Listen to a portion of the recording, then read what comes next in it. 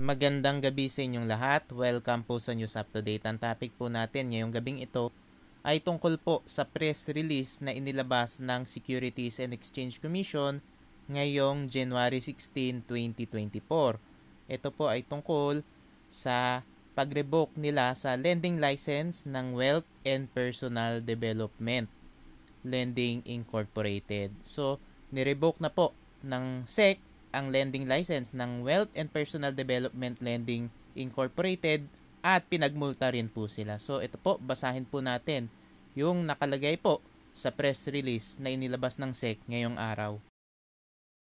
The Securities and Exchange Commission or SEC has revoked the Certificate of Authority of Wealth and Personal Development Lending Incorporated to operate as a lending company and imposed an administrative fine of more than 2 million pesos against the company and its officers for its repeated failure to comply with reportorial requirements and alleged involvement in illegal activities.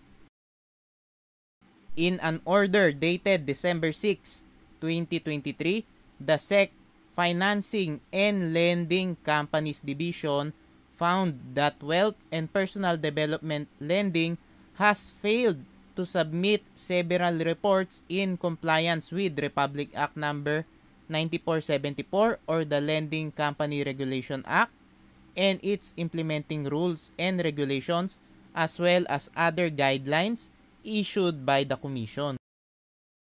Wealth and Personal Development Lending was ordered to pay a fine of 2 million pesos for its repeated failure to submit reportorial requirements plus 125,000 pesos for its non-compliance with SEC Memorandum Circular Number 3 Series of 2022. Its officers, including Rodolfo B. Mayo Jr., President and Chairman, Romelito B. Mayo, Vice President and Board Member, Maria Victoria M. Porlucas, Treasurer and Board Member, Joan G. Domingo, Secretary and Board Member, and Ney S. Atadero, Board Member, were likewise ordered to pay 50,000 pesos each for failing to ensure that the company was compliant with the law. The LCRA provides that lending companies shall pay an annual fee no later than 45 days before the anniversary date of their CA. They must also submit a general information sheet, annual financial statements, and special forms for financial statements.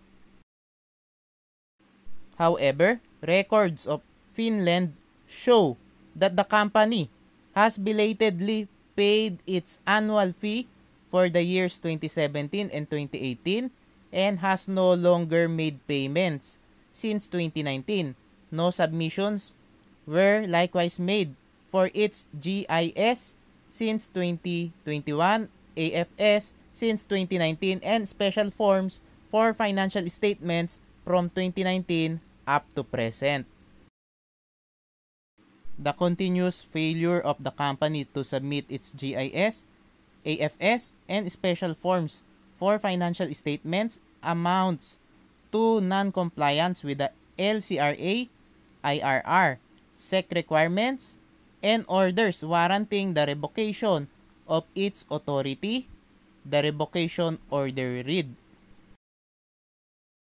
Finland noted that since its last AFS submission in 2019, no record shows that the company continued its operation as a lending company. Instead, a resolution issued by the House of Representatives was found, indicating the company's alleged involvement in a buy-bust operation conducted by the Philippine National Police.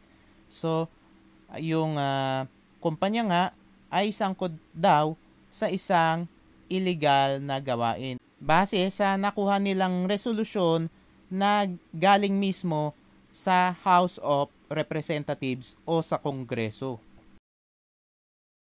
In addition, Wealth and Personal Development failed to comply with reportorial requirements set under SEC Memorandum Circular Number 18, Series of 2019, and MC3.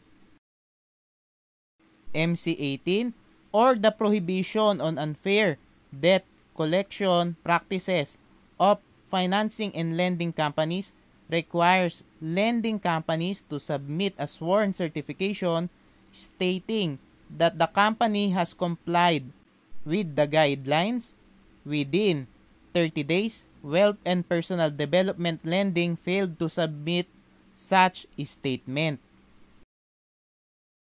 It was also unable to submit a business plan and impact evaluation report provided under MC3, which implemented Bangko Sentral ng Pilipinas Circular Number 1133 Series of 2021 on the ceiling on interest rates and other fees charged by lending companies, financing companies, and their online lending platforms. Isa po itong magandang balita dahil nakikita po natin na ang Securities and Exchange Commission po ay may ginagawa pong mga aksyon laban po sa mga lending companies na may mga illegal na gawain o hindi sumusunod sa batas.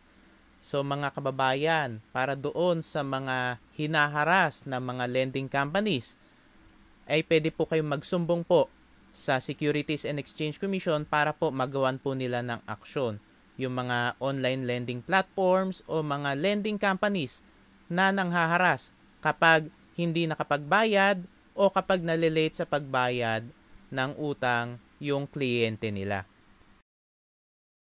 Pwede rin po kayong magsumbong sa SEC kapag yung sinisingil sa inyong interes ay mas malaki doon sa nakalagay na pwede lang nilang singilin o meron silang mga hidden charges, ay pwede nyo rin po yung isumbong sa SEC para po magawan po ng aksyon. At pwede nyo rin pong i-check ang website ng SEC dahil meron pong mga lending companies na wala pong certificate of authority o illegal ang kanilang ginagawang lending business. Kaya i-check nyo po lagi ang website ng SEC. Tignan nyo po yung mga listed na mga lending companies, yung mga registered na lending companies, para po hindi po kayo mabiktima ng mga kumakalat din na mga lending scams o yung mga advance fee scams. Lagi nyo rin pong i-check yung mga advisories po na inilalabas ng SEC para po makaiwas po kayo sa mga kumakalat na mga investment scams. Mga kababayan, maraming salamat po sa inyong patuloy na pagsuporta sa aking channel. God bless po.